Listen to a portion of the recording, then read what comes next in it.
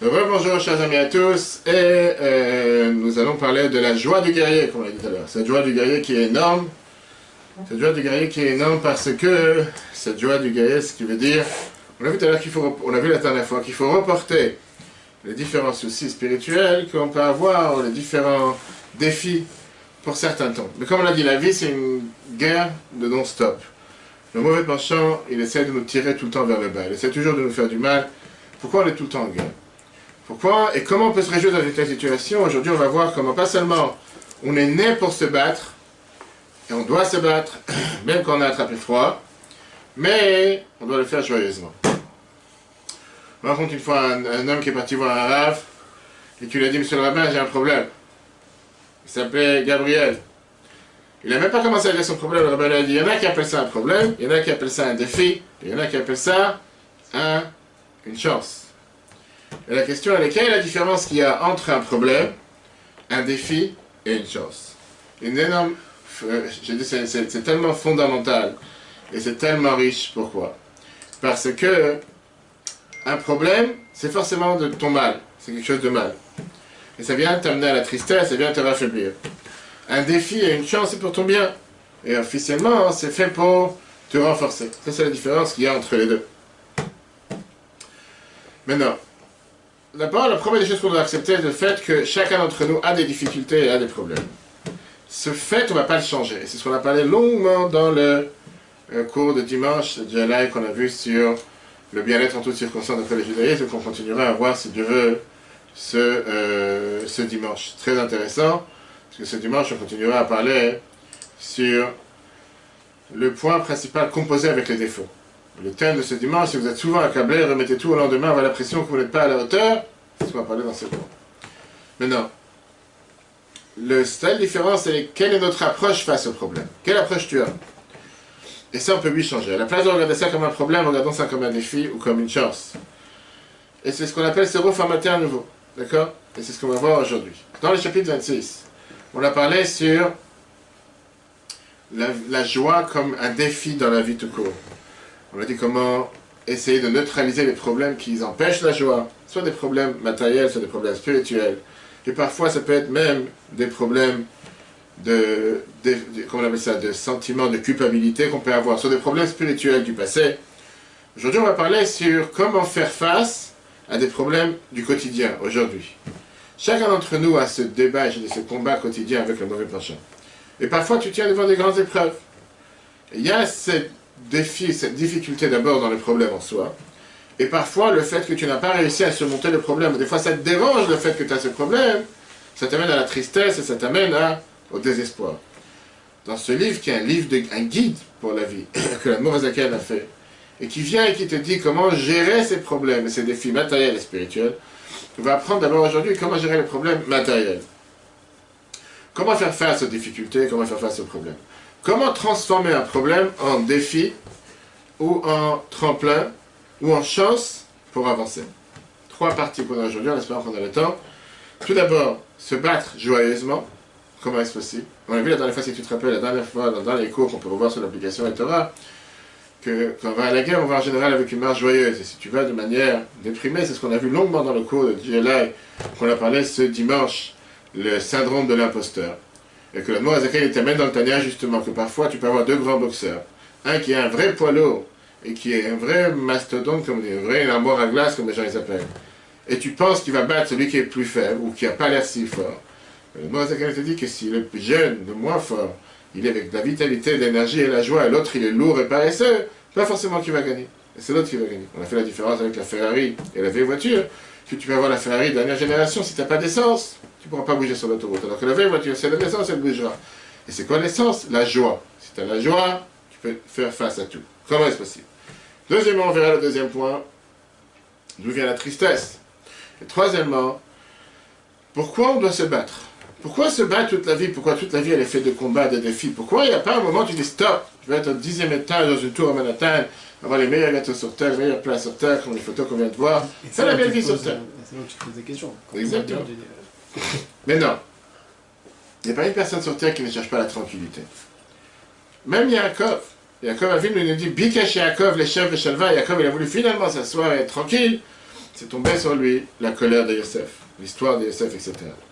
On n'a pas la force à se battre, on n'a pas la force à tous ces défis. À part le fait que la tranquillité est beaucoup plus paisible et beaucoup plus agréable, elle te donne un certain sens de stabilité, un certain sens de sécurité. Et la sécurité, c'est énormément important pour la santé de l'âme. Malheureusement, ce qui se passe aujourd'hui en Israël, aujourd'hui ailleurs, quand tu vois ces missiles qui tombent à longueur de journée, avec tous les miracles qu'on doit remercier Dieu, les miracles qu'on voit tous les jours, mais malheureusement, tous ces enfants qui se lèvent en sursaut dans la nuit, tous ces enfants qu'à chaque missile qui tombe et sa poêle va tomber, ça enlève la stabilité, ça enlève la tranquillité, que Dieu nous en préserve. Priez à Dieu que Dieu me protège comme il a protégé jusqu'à présent. La difficulté, elle est quand tu as un défi. Quand tu dois te battre sur les choses qui sont les choses les plus basiques. Le fait de faire face à un problème, ça bouge, ça bascule, ça fait trembler cette sécurité, cette tranquillité. Ça peut parfois amener la personne à une faiblesse jusqu'à dire j'ai plus la force de me battre, j'en ai marre de me battre. On entend malheureusement plusieurs fois quand tu vas voir, en tant qu'aumônier, je vois les patients dans les hôpitaux, parfois dans les prisons. Il y a des gens des fois qui n'ont plus la force de se battre, je suis fatigué. Ça c'est matériellement. Spirituellement, on parle de la guerre contre le mauvais penchant. Le mauvais penchant, sans arrêt, il essaie de te faire tomber avec des choses interdites, des paroles interdites, des pensées interdites. Il essaie de faire en sorte que l'homme, il soit toujours face à des grandes difficultés. Puisqu'il veut que l'homme, il soit face à des grandes difficultés, qu'est-ce qui se passe? Il essaie de tout faire pour te raffaiblir, parce qu'il sait qu'en te raffaiblissant, automatiquement, la roue, elle est très facile, et ce qu'on a vu dans le cours, la roue est très facile avec la dégringolade. Le fait que tu vas être paresseux, le fait que tu vas être lourd, le fait que, automatiquement, j'ai plus envie de me lever, j'ai plus envie de travailler, j'ai plus envie de prier, j'ai plus envie de rien faire, on va vers la déprime. Dans le matériel, quand on parle de l'aspect matériel, on parle ici d'un moyen de survie. Ça peut être parfois, tu peux avoir un travail qui a dégringolé, quelqu'un qui n'a pas dit son poste de travail, que Dieu nous en préserve. Ou ça peut être quelqu'un qui il a un problème dans le couple, avec sa femme, avec son mari. Ça peut être parfois des menaces terroristes. Ça, si tu veux, ça bouleverse la stabilité, la tranquillité, la sécurité. Ça fait rentrer un non-confort et surtout une crainte dans l'âme, une crainte spirituelle dans l'esprit. Et ça peut amener la personne à une certaine tristesse et mélancolique et déprimée. Viens là, Zakani te dit, cher ami, d'abord sache que tu es normal. Si tu penses que tu n'es pas normal parce que tu as ce problème, bienvenue au club. Ça n'existe pas une personne sur Terre qui ne doit pas se battre contre des défis et contre des difficultés. On se bat tous. La question, elle va te montrer comment renverser le problème en défi, en chance, tremplin pour avancer. Parce que parfois, des fois, par ça que tu as un défi, ça donne la possibilité à l'humain de pouvoir avancer encore beaucoup plus haut. Que sans ce défi, il n'aurait pas pu y arriver, comme on va prendre tout de suite plusieurs exemples. Prenons d'abord la phase spirituelle, et après on verra la phase matérielle. Quand le mauvais penchant, il essaie de faire tomber quelqu'un, transgresser une interdiction de la Torah. Pas seulement que tu ne dois pas être raffaibli ou se sentir mal. Comment ça se fait que je peux avoir une telle pensée ou faire une telle bêtise? Mais au contraire, tu dois être joyeux que maintenant tu as la chance de pouvoir faire une mitzvah négative. L'ota'aseh. Prenons un exemple. Qu'est-ce que cette mitzvah de la Torah, l'otignov? L'otignov, ça veut dire quoi? Pas te voler. Dans les 10 commandements, tu ne voleras point. Très bien. Quand est-ce que tu fais cette mitzvah? Est-ce que le fait que chaque jour tu es assis au bureau et tu ne voles pas, c'est pour ça que tu fais la mitzvah? Non. C'est pas que tu fais cette mitzvah. Rien, la Gemara, elle te dit que cette mitzvah, elle ne se passe pas chaque minute que tu ne voles pas. Cette mitzvah, elle se passe quand tu as la possibilité de voler. Et néanmoins, tu t'es renforcé, tu n'as pas volé. Là, tu as fait la mitzvah de ne pas voler. Et donc, le fait de ne pas voler tous les jours, c'est pas pour ça que tu fais la mitzvah de l'otigna. C'est pas ça que tu fais la mitzvah. Quand tu as l'opportunité de voler, et tu as envie de voler, et néanmoins, tu t'es renforcé pour ne pas voler, là, tu as accompli la mitzvah négative de l'otigna, de ne pas voler. Pareil, est-ce qu'on est dans le schéma tous les jours de ne pas voler? L'otigna, de ne pas voler. C'est pas du Kezer. Non, pas du tout. On parle de voler. Après, il y a deux. Il y a dans Yitro, Etchanan, il parle de Ganav Nefashat, il parle de Ganavat Maman. Il parle de vol d'argent, il parle de vol d'âme. On parle pas de voler tout court. D'accord? Après, tu as par exemple, ce qu'on dit dans le schéma tous les jours. Tu ne vas pas te détourner derrière tes yeux et derrière ton cœur. Si quelqu'un, depuis le départ, il n'a pas de mauvais penchant, comment il peut accomplir la mitzvah? Si tu n'as pas de mauvaises pensées, comment tu peux faire la mitzvah? Particulièrement quand tu as des tentations. Là, tu as la chance de faire ce que le chemin te dit tous les jours, de ne pas se détourner derrière ses yeux et derrière son cœur. Parce que tu as ces mauvaises pensées. Et néanmoins, tu ne te donnes pas d'ailleurs. Le fait de comprendre les choses de cette manière, ça doit te rendre énormément joyeux. C'est la même manière que quand tu achètes une paire de tefilines, quand tu construis une soukha, tu choisis les 4 espèces, tu fais une brit mila, une mitzvah positive te rend joyeux. Le fait que tu as pu être amené à pouvoir faire une mitzvah négative, dans les circonstances comme on vient de dire, ça doit aussi te rendre énormément joyeux. Viens, le Moazaken te dit, ça c'est la manière optimiste, comment tu peux regarder une épreuve. Et il te dit que, pour ça, la Torah vient te dire que pas seulement que l'épreuve ne doit pas te faire tomber et t'entraîner à une faiblesse, mais au contraire, le but de l'épreuve depuis le départ, c'est de te donner une possibilité de faire une mitzvah négative et de la faire avec joie. D'ailleurs, on sait très bien qu'en hébreu, nisayon, qui veut dire une épreuve, ça veut aussi dire milachonnes, d'élever la personne. Comme c'est écrit dans Ishaïa, chapitre 49, verset 22, Arim ici, elle arrive, je vais lever mon drapeau sur les montagnes. Le fait qu'on a une épreuve, automatiquement la personne, elle est capable d'arriver encore beaucoup plus loin. Très bien. Maintenant, la question qui dérange. Est-ce que je peux regarder une difficulté et le fait d'avoir une contre-attaque, le fait d'avoir quelque chose qui s'oppose à ce que je devrais faire, comment je peux utiliser ça comme un tremplin positif? Regardons par exemple, matériellement parlant. Comment je peux transformer un problème en défi ou en chance pour pouvoir avancer? Si je prends le problème en disant qu'à la place que ça me affaiblit, au contraire, je vais me réveiller pour pouvoir mettre toute ma force pour contre-attaquer le problème, en comprenant que grâce à ce problème, ça fait dévoiler de l'intérieur de moi-même des forces internes qui vont me faire arriver à une élévation et à un niveau plus élevé que si je n'aurais pas eu ce problème, je n'aurais pas pu y arriver. Meilleur exemple, le sport, compétition, préparation dans les compétitions de l'armée. Combien de fois tu vois que ceux qui te préparent à un concours, ils vont faire une route ou ils vont faire des étapes qui sont pleines de défis. Dès que vous voyez un groupe de soldats qui est en train de faire n'importe quelle armée, que ce soit le RED, que ce soit la BRI, que ce soit Tzahal, que ce soit les Chidot Moufrarat, que ce soit les meilleures unités qu'ils peuvent avoir, même les unités toutes simples, qu'ils ont tout un combat, tout un concours, tout un parcours de défis, sauter des bâtiments, s'attacher avec des cordes, grimper sur des bâtiments à main nue, des milliers de choses que tu dis, mais pourquoi les faire malheureux ces gens-là, les faire travailler si dur, en train de plein de sueur, marcher à terre dans la boue, sous les grillages, qui peut faire en sorte que s'ils lèvent la tête, ils peuvent se faire mal. Il y a quelqu'un une fois qui est venu voir un grand riche. Il est venu voir ce parcours du combattant, de ceux qui sont choisis pour l'élite, les forces spéciales. Il va voir le commandant et dit, écoute, ça fait de la peine. Regarde-moi tout ce qu'ils sont en train de passer, ces gens-là. En train de souffrir, en train de transpirer. Il dit, regarde, moi je te donne 1 million d'euros.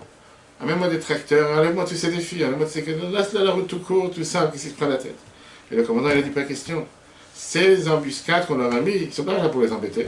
Au contraire, ça fait partie de toute la panoplie comment on appelle ça, de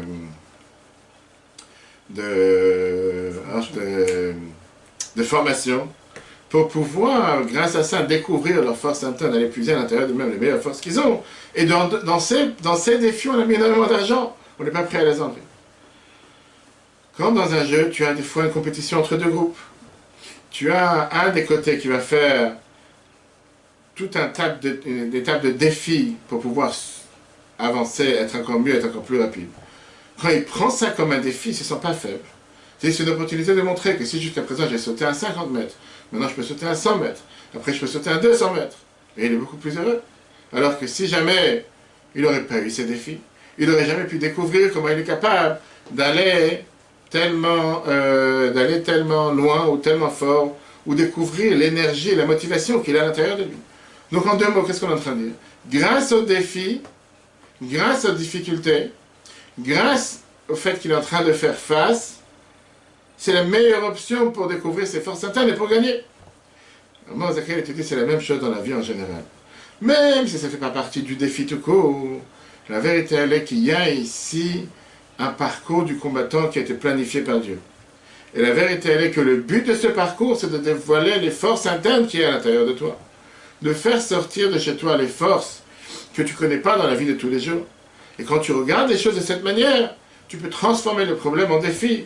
Tu peux, à la place de devenir malade, à la place de devenir triste, au contraire, tu peux te dire, je suis énormément heureux que grâce à ces défis, je peux avancer et être encore mieux que ce que j'étais jusqu'à présent. Viens le prochain paragraphe, premier paragraphe du chapitre 27. Viens, la Zaken te dit, là-bas on a vu à la fin du chapitre 26, pardon, qui était la tristesse du fait que parfois quelqu'un peut être triste des souffrances ou des péchés qu'il a pu faire dans le passé. Là, il te parle des pensées, des épreuves que tu as eues au présent. Viens, la Zaken dit par exemple, quand tu as des mauvaises pensées ou des mauvais désirs, qui peuvent tomber, pas pendant que tu es en train de travailler dans le service de Dieu, dans la vie de tous les jours. Ce qu'il y a et ce qui se passe dans le service de Dieu, on verra ça dans le chapitre prochain, dans le chapitre 28. Viens là, Noazaken. Il dit qu'au contraire, le fait que tu as ces défis, le fait que tu as ces ennuis, sois joyeux, dans ces de joie que Dieu t'envoie un tel défi. Il t'emploie le terme Adaraba, au contraire. C'est-à-dire que la Noazaken vient ici, il te transforme la manière de regarder les choses tout à fait à l'envers. Pas seulement que l'épreuve ou le défi doit t'amener à la tristesse, mais au contraire, cette épreuve doit t'amener à la joie. Pourquoi doit t'amener à la joie? Parce que grâce à l'épreuve, comme je l'ai dit tout à l'heure, et tu n'es pas tombé dans l'épreuve, grâce à ça, tu as fait une mitzvah négative. Et il apprend ça du verset qu'on dit tous les chemins dans 3 fois par jour. L'autre regarde comment on dit tous les jours, on ne fait pas forcément attention. Qu'est-ce que ça veut dire, l'autre tu ne vas pas te détourner derrière ton cœur, derrière tes yeux. Asher atem zonim acharem, vers lesquels vous vous détournez. C'est ce que ça me dit ici. Il faut oui ou il ne faut pas. Je suis ou je ne suis pas. A priori, il y a quelque chose de son contraire. Si la Torah te dit que tu n'as pas le droit de détourner ton cœur et tes yeux derrière les mauvaises choses, comme elle te dit juste après, Asher atem zonim, que vous vous détournez de toute façon. Ce que tu regardes, ne regarde pas. La question, elle est, si depuis le départ, Dieu nous a créés avec une nature de tourner nos yeux vers des choses, de regarder des choses qu'il ne faut pas regarder, au notre cœur, faire des choses qu'il faut faire qu'on ne veut pas faire, comment tu peux me donner l'ordre de ne pas le vouloir, de s'empêcher? C'est toi qui m'as créé comme ça. Tu as fait en sorte que je détourne les yeux vers telle et telle chose. La prochaine fois, ne me crée pas de cette manière. Viens, la Zaken dit là, la différence. La différence énorme entre le désir et passer à l'action. Atem zonim acharem, le fait que vous avez cette désir, cette envie, on parle du plaisir en soi, je dis du désir en soi. Oui, ça c'est la nature humaine, c'est comme ça que nous sommes. La Torah, comme on l'a vu plusieurs fois, la Torah ne t'interdit pas de ne pas avoir ce désir. La Torah, elle te dit velot aturu, ce qui veut dire ne pas passer à l'action, ne pas remplir ce désir. En 2 mots, faire contrôler la tête sur les sentiments et ne pas laisser le désir ou ce plaisir prendre place et s'exprimer de manière concrète. Et ça, c'est toute la différence entre le Benoni, cette personne qui est considérée la personne intermédiaire, et un tzaddik. Et ce livre de Tanya, c'est un livre de Benoni. Un tzaddik, depuis le départ, il n'a pas de désir, il n'a pas de fantasme, il n'a pas d'envie. Sur lui, on ne dit pas zonim acharem. Il ne cherche pas ces choses-là. De l'autre côté, lui ne fait pas la mitzvah de volot atur, parce qu'il n'a pas ce désir. Si tu parles au mur, ça n'intéresse pas ces choses-là. On verra plus tard dans le chapitre 29. Un autre exemple très intéressant. Quand tu parles d'un Benoni, tu parles de quelqu'un d'intermédiaire. Lui, il a cette ava, il a ce désir, il a cette envie. Et c'est sur lui qu'on dit dans les schémas tous les jours, Atem zonim. C'est ce que nous sommes. Nature humaine, tu as les yeux, tu désires certaines choses, tu as ton cœur, tu as envie de certaines choses, tu regardes certaines choses. Mais grâce à ça que tu es fait velot atur, malgré qu'à l'intérieur de toi tu voudrais l'avoir, néanmoins tu ne le fais pas, grâce à ça tu fais la mitzvah négative de velot atur, comme tous les jours dans le chemin. Regarde après, par exemple. Chapitre 27, de se battre avec la joie. Vous voyez tout à l'heure. Faire la guerre, le mot milchama, faire la guerre avec la joie. C'est parce qu'on a vu tout à l'heure la dernière fois dans le chapitre 26 que la tristesse, elle n'est pas des soucis de péché que quelqu'un a pu faire. Et la merurim raim, seulement de mauvaises pensées, des mauvais désirs, des mauvais fantasmes. Chez Naflot de Machafto au présent, qui tombe maintenant dans sa tête. Hine, vers la mort de te dit, il Naflot là chez le Bichatavoda, s'il ne tombe pas en plein service de Dieu. Ça veut dire, c'est pas pendant la prière, que ça en a déjà parlé la dernière fois. Et c'est pas non plus pendant que tu es en train d'apprendre. Mais bien, tu es en train de faire des affaires, comportement de tous les jours, ou Kaïgamna, etc. Et ça te dérange. Pourquoi, pendant le travail, etc., j'ai telle et telle pensée, j'ai tel et tel fantasme. Ah, d'abord, au contraire, Yeshlo, l'Ismor, Bechelko, tu dois être heureux et joyeux. Que quoi? Malgré qui tombe dans sa pensée d'avoir telle et telle mauvaise idée, tel et tel mauvais sentiment ou mauvais désir, ou messire d'atomer. Néanmoins, je n'y pense pas. J'essaie de ne pas penser, j'essaie de ne pas regarder. Le Kayem Hashem, comme ça j'ai compris ce qui est écrit. Vous n'allez pas vous détourner derrière vos cœurs et vos yeux, vers lesquels en général vous avez l'habitude de détourner. Le verset parle pas ici de tzadikim, l'ikram, les karam zonim, de les appeler des gens qui se détournent. Parce que les tzadikim n'ont pas cette envie, n'ont pas ce désir. Mais ils parlent des gens comme nous. Le Benonim, par exemple, des gens intermédiaires comme nous. Chez Naflimlo, par exemple, qui peut avoir des pensées de relations interdites dans sa pensée. Ben Be'eter, ou parfois même des pensées de relations permises. Donc chez Messire d'Ato, et quand il détache sa pensée de ces pensées-là, mais quand même, grâce à ça, il a compris le devoir, la mitzvah, de l'autorité, de l'autorité. Fait un brou à beauté nous a. Deux pensées. J'ai pas entendu. Avoir deux pensées en même temps. Exact. Qu'est-ce qu'on dit de Chachamim? Yasha velo avar avera, si tu es resté assis, tu n'as pas fait de péché. Notnim lo sachar keilu asa mitzvah. On te donne les récompenses, on te donne un salaire comme si tu avais fait une mitzvah. Ve'alken, donc la Moazaken, il te met ici cette bombe énorme qui est une révolution de la manière de penser. Et ça, c'est une des bases fondamentales de la Chassidut et du Tanya. Tzarich lismoach, il faut se réjouir. Bekiyum alav, quand tu accomplis une telle mitzvah négative, que mo bekiyum mitzvah tasemamash, de la même manière que tu te réjouis en accomplissant une mitzvah positive. De la même manière, comme on l'a dit tout à l'heure, que tu te réjouis en mettant les tefilines, en mettant les mezuzah, en faisant le bret milah, en faisant le kiddush, en faisant la tefila. Le fait que tu as eu une telle épreuve que tu peux considérer comme une épreuve. Et le fait que tu t'imagines que c'est pas apte de moi, comme on va tout de suite voir avec Abba Tshuva, bien la Torah te dit, calme down, chill out, comme on dit, calme-toi, c'est tout à fait normal, t'es pas un extraterrestre, c'est exactement la norme de ce qui se passe avec tout le monde. Et comme on l'a vu tout à l'heure, c'est le même, puisque c'est le même thème du cours qu'on aura dimanche matin, le deuxième cours sur la série de l'inquiétude, qui était comment composer avec les défauts. Le mot Azaken était fait, c'est vrai, c'est basé sur ce chapitre de Tanya. Le mot Azaken était fait ici, cette révolution, en te disant, sache une chose, qu'en réalité, si tu n'as pas ces fantasmes, tu n'as pas ces désirs, tu n'as pas tes dons, tu as un problème. Ou tu n'as pas de cœur, ou tu n'as pas de tête, ou tu n'es pas humain tout court. Parce que le fait que tu es humain, c'est tout à fait normal que tu aies ce problème. Je fais mes histoires. On a raconté plusieurs fois sur un juif israélien qui est parti en Belgique et qui a commencé à se rapprocher du judaïsme. Il a commencé à apprendre avec le shliach, il a commencé à faire Shabbat mettre les tefilin. Un jour, il a voulu parler avec le shliach. Il a dit comme ça, j'ai décidé de faire tchouva. Et j'ai décidé de me détacher totalement de tout ce que j'avais dans le passé. Mais il y a quelque chose que je n'arrive pas à me détacher. J'ai une copine, mais elle n'est pas de chez nous. Je n'arrive pas à me détacher d'elle. Qu'est-ce que je vais faire? Et il continue en disant, je suis parti voir plusieurs rabbins. Et là, il m'a dit, c'est grave, parce que dans la communauté, il va savoir ce qui va tomber sur la tête, le Gehinnom, il va avoir l'enfer, maison qui va exploser. Mais ça ne m'a pas motivé. Le shliach a dit, je lui ai dit, va voir Rabbi, le lundi dimanche. Passe, dis, Rabbi, ton problème, tu as bien trouvé une solution. Je suis dehors déjà. Ça, c'est le chauffage, il faut fermer le chauffage. Il passe dimanche, je vais voir Rabbi. Rabbi, il dit, Rabbi, j'ai un problème. J'ai commencé à me rapprocher du judaïsme. Mais j'ai une copine non juive avec qui j'ai décidé de me marier. Quoi faire? Et il s'était. Peut-être qu'elle lui a dit, t'as pas honte, qu'est-ce que tu me vois, qu'est-ce que tu salis la synagogue? Mais on connaît les remarques que les gens font. Rabbi, il dit, je suis jaloux de toi. Parce qu'il ne comprend pas, Rabbi, il est jaloux de lui. Jaloux de quoi? Qu'est-ce que tu es jaloux exactement? Rabbi, il explique. Rabbi, il explique comme ça. Chacun dans la vie, il a des épreuves. Et chacun, Dieu lui donne les échelles pour surmonter les épreuves. Dieu t'a donné un choix d'une échelle que sa tête arrive dans le ciel. Ça veut dire que Dieu t'a donné les forces pour surmonter cette épreuve. Moi, j'ai jamais eu le choix que toi tu as. Et donc moi, je suis jaloux de toi sur la force que Dieu t'a donnée pour pouvoir la surmonter. Il est retourné en Belgique, il a abandonné sa copine, il a s'est marié dans la communauté.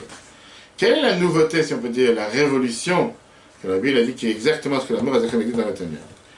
La Bible a dit comme ça, jusqu'à ce qu'il vienne voir le Rabbi. Lui, il a regardé l'épreuve comme un problème. Un problème vient l'affaiblir. Et puisqu'il est affaibli, automatiquement, il n'a pas la force pour se battre. La Bible a renversé la marmite, si on peut dire. La Bible a dit un problème, une épreuve, c'est pas un problème. Une épreuve, c'est un défi, c'est un moyen pour pouvoir avancer, dévoiler les forces internes qui sont à l'intérieur de toi. Et que grâce à ça, tu dévoiles ces forces internes, tu pourras surmonter ce problème. Et grâce à ça, il a donné les forces de pouvoir aider, pas seulement lui, mais tous les autres qui ont entendu cette histoire. Combien de gens que grâce à ça, ils se sont dit, c'est vrai, j'ai pas réfléchi à ça, ce problème. Jusqu'à maintenant, on a vu qu'est-ce qui se passe avec le défi. Le défi de devoir se battre. Que ça prend des forces et ça déstabilise ta tranquillité et ta sécurité. Mais là, il y a un problème qui est beaucoup plus grave. Le problème qui est beaucoup plus grave, c'est parfois le fait d'être le concept de déception de soi-même. Le sentiment de déception. Quelqu'un qui se dit, je suis déçu. Et le fait que je suis déçu, c'est parce que je veux ma personnalité, c'est pas digne de moi de dire, de faire, d'agir. Prenons quelqu'un qui a fait tchouva. Quelqu'un qui était pendant 20 ans profond dans toutes les choses matérielles de ce monde. Que ce soit dans le manger non cachère, que ce soit dans les relations interdites, tout. Il a tout fait. Ni kippour, ni cachère, rien. Tout d'un coup, il a fait tchouva. Il s'est détaché. Il s'est détaché de toute cette vie. Il a fait un énorme changement dans sa vie. Il a commencé à faire Torah et Mitzvot. Il n'a plus rien à faire avec toutes les folies qu'il avait fait avant. Il s'éloigne énormément. Et il met tous ses efforts dans la Torah et dans les Mitzvot. Après 10 ans qu'il a fait tchouva. Il est déjà mature matériellement, spirituellement. Il a déjà été sevré. Il a déjà été plus dépendant de toutes ces bêtises qu'il avait à faire avant. Et il n'a plus ses fantasmes et ses désirs qu'il avait dans le passé. Et voilà qu'il passe une difficile, douloureuse épreuve, du sort des épreuves qu'il avait l'habitude il y a 10 ans, avant qu'il fasse tout. À part la difficulté de surmonter l'épreuve, il se sent avec un sentiment de déception de soi-même. Il est tellement déçu. Comment quelqu'un comme moi, qui a fait un tel changement, et que j'ai fait tchouva, je me suis détaché de toutes ces bêtises que j'avais l'habitude de faire dans le passé. Comment je peux retomber encore une fois avec une telle épreuve? Comment est-ce possible que je pensais que j'étais sincère, et c'est ce qu'on a vu la semaine dernière dans le cours, pour ça je répète encore une fois, on peut revoir sur l'application Torah le syndrome de l'imposteur. En vérité, je ne suis pas sincère, je suis un hypocrite. J'ai pensé que j'ai fait tchouva, j'ai pensé que je me suis détaché de tous mes mauvaises envies, mes fantasmes, mes désirs, et je vois que ce n'est pas vrai. Et parfois, quelqu'un qui arrive avec une telle situation, ça peut le briser totalement. Ça peut l'amener à la tristesse, et ça peut l'amener parfois dans les coins les plus sombres, les coins les plus noirs. En disant que puisque je ne suis pas qui je suis vraiment, qui je montre, autant dégringoler totalement, autant faire la belle vie sur terre. Même dans les, ça c'est les sujets spirituels, même dans les sujets matériels, quelqu'un peut avoir ce sentiment de déception qui n'a pas atteint un certain niveau. Je pensais que j'allais faire un tel chiffre d'affaires, je peux faire un tel chiffre d'affaires, je n'ai pas réussi dans un tel métier, etc., etc. Pour répondre au problème, moi, d'abord, il commence à se développer. Quelle est la source du sentiment de déception qu'on peut avoir dans la vie? Et après, il va te dire quel est le remède, quel est le médicament que tu peux avoir spirituellement parlant. D'abord, quelle est la source de déception? Qu'est-ce que ça veut dire que tu as un sentiment de déception? Vas-y. Tu t'es fixé un cap, un objectif, tu pensais atteindre quelque chose, soit tu t'es pas donné les moyens de, soit le résultat n'est pas... En 2 mots, si tu résumes, l'attente crée une déception. L'attente fait que je m'attendais à telle et telle chose, ça pourrait être quelque chose de merveilleux, qui peut faire pousser quelqu'un vers les choses les plus grandes. Mais quand tu as une attente qui n'est pas réaliste, on peut dire une illusion, merci. On peut dire depuis le départ que cette attente, la conséquence sera la déception. Et donc c'est pour ça que c'est énormément important depuis le départ à fixer un objectif que tu peux atteindre. Dire je vais perdre 10 kilos aujourd'hui, tu peux le dire. Tu peux le dire 100 fois. Tu ne vas pas perdre 10 kilos, tu vas perdre 10 minutes, tu ne vas pas perdre 10 kilos. Parce il doit y avoir une corrélation entre l'attente et la réalité. Et c'est comme ça que tu vas éviter les déceptions. Dans l'autre cas qu'on vient de mentionner, la personne est déçue de lui-même parce que l'attente vient du fait qu'il ne reconnaît pas sa place. L'attente, pas l'attente. Ouais, comment ça joue les thunes? Qu'est-ce que ça veut dire qu'il ne connaît pas sa place? La meilleure des choses dans le monde, c'est quand il dit reconnais ta place. Qu'est-ce que ça veut dire reconnais ta place? Reconnais d'abord qui tu es.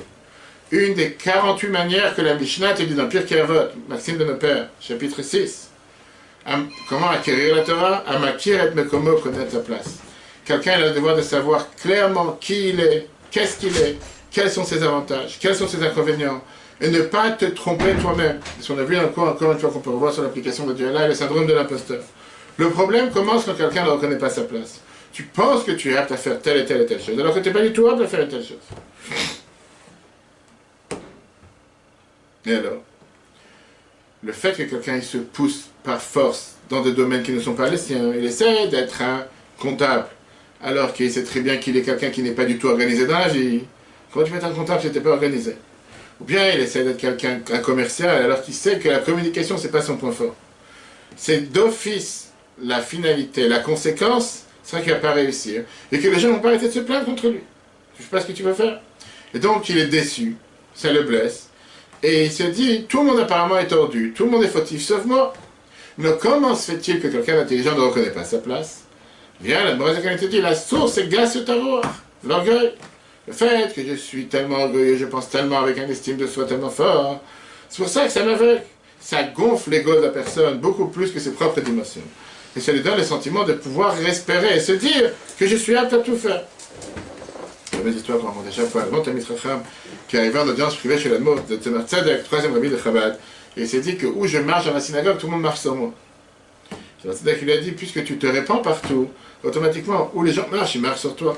Donc, puisque tu te mêles de tout et tu te mélanges partout, c'est la raison pour laquelle, même dans ce qui ne t'appartient pas, ce qui ne te regarde pas, automatiquement tu penses que n'importe quel mouvement que chacun ait fait, il marche sur toi.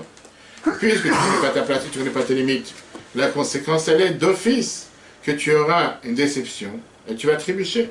Et c'est d'ailleurs ce que le roi Salomon, Chacham Mikol Adam, le plus intelligent, dit dans Mishleh chapitre 23, Gavat Adam Tashpilin. L'orgueil d'une personne peut le faire tomber. Et donc, si je mets ici un parallèle sur une échelle, la conséquence, c'est la déception de soi-même. La cause, ne pas connaître sa place. La racine première, c'est l'orgueil. Quel est l'inverse? Quelle est la solution à ces problèmes? L'humilité, la pudeur. Oui, je dois accepter le fait que je ne suis pas apte à tout faire. Je ne suis pas le tout-puissant. Je ne peux pas tout faire. J'ai des qualités et j'ai des défauts comme n'importe quelle personne sur Terre. Je ne suis pas le tout-puissant, j'ai des limites, je dois reconnaître ma place. Et je vais essayer de faire le meilleur de ce que je sais faire.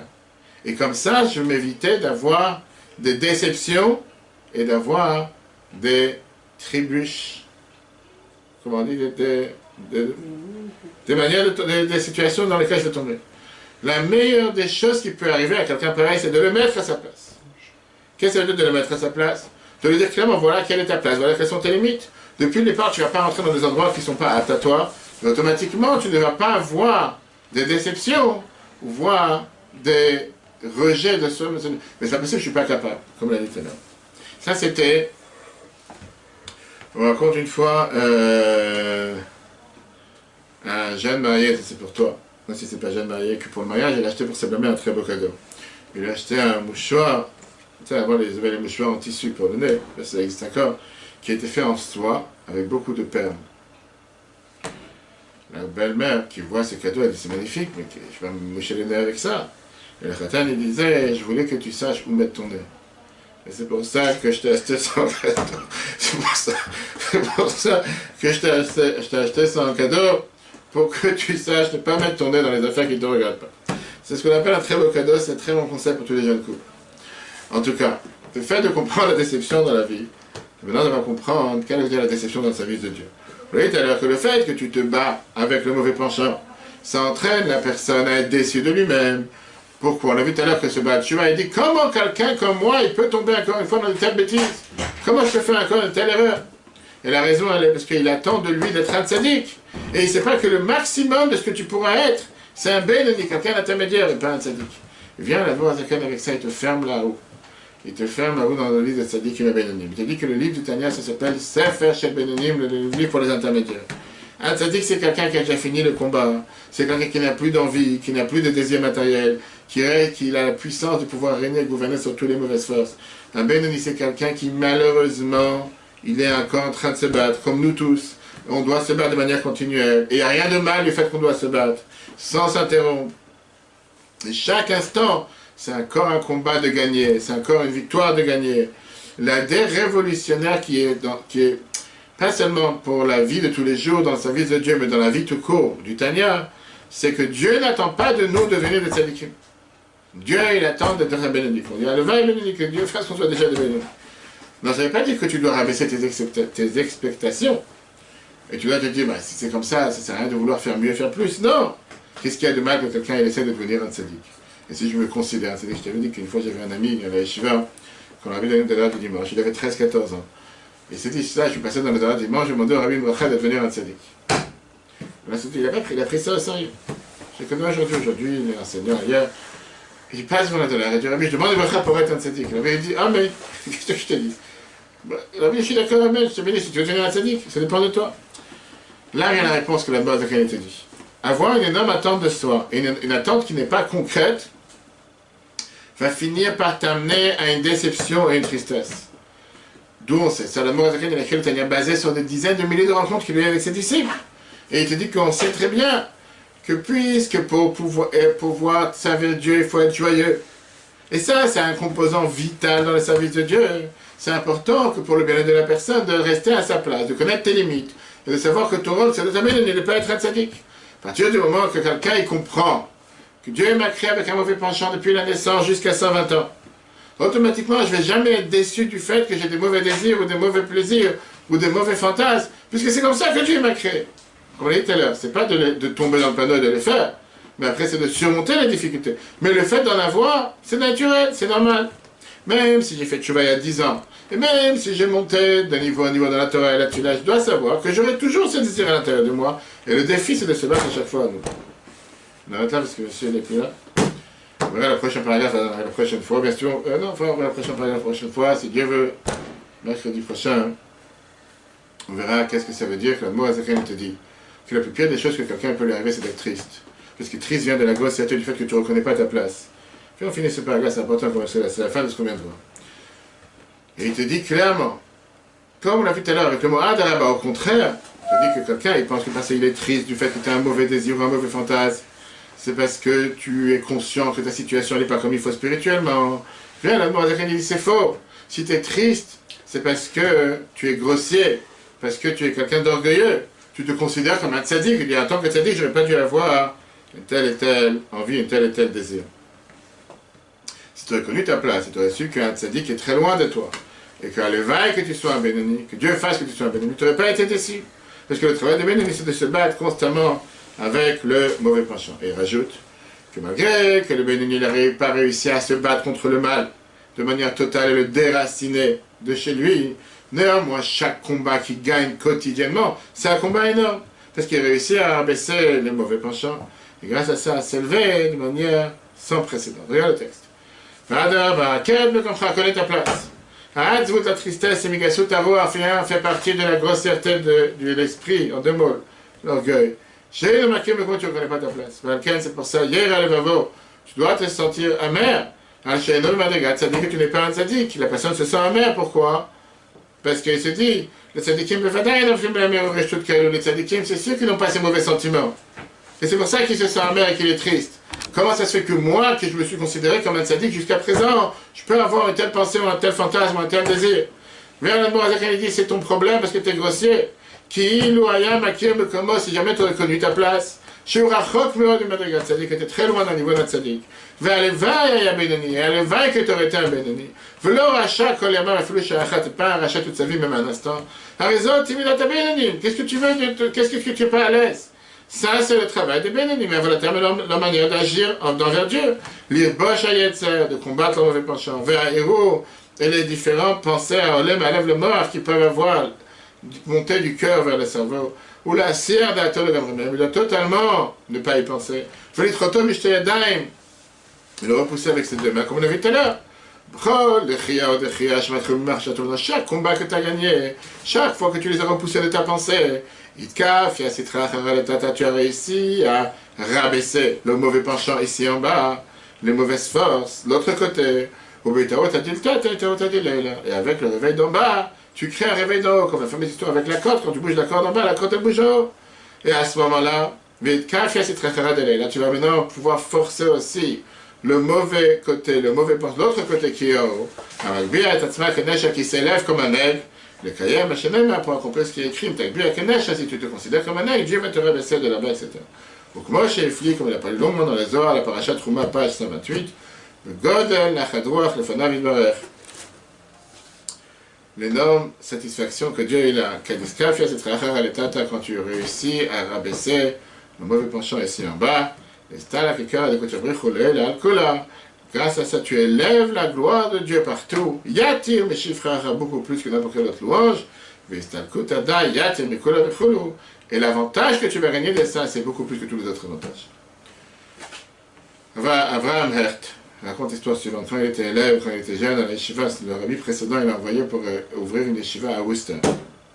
Quand il est arrivé, il est parti travailler le matin, dimanche matin. Et il a commencé à taper aux portes chez les familles pour leur demander qu'il veut apprendre avec les enfants. Il était habillé avec des beaux costumes, des beaux habits, comme un jeune Américain bien habillé. La première porte qu'il a ouverte, qui a été ouverte, c'était d'une femme qui pensait qu'elle a vu un rabbin à la porte, seulement qu'il vient demander un don. Donc elle a dit, on ne ramasse pas de l'argent le dimanche, elle m'a claqué la porte. Mais elle a tellement claqué la porte fort que je me suis senti plein d'honte. Et quoi, quelqu'un qui est aussi classe que moi, qui est aussi bien habillé, je me présente comme un gentleman, un vrai commercial. Comment j'ai pu avoir un tel honte un dimanche matin? Il a dit, j'ai écrit une lettre au rabbi précédent avec toute l'histoire. Et j'ai dit que si c'est comme ça, j'ai honte de continuer à taper aux portes.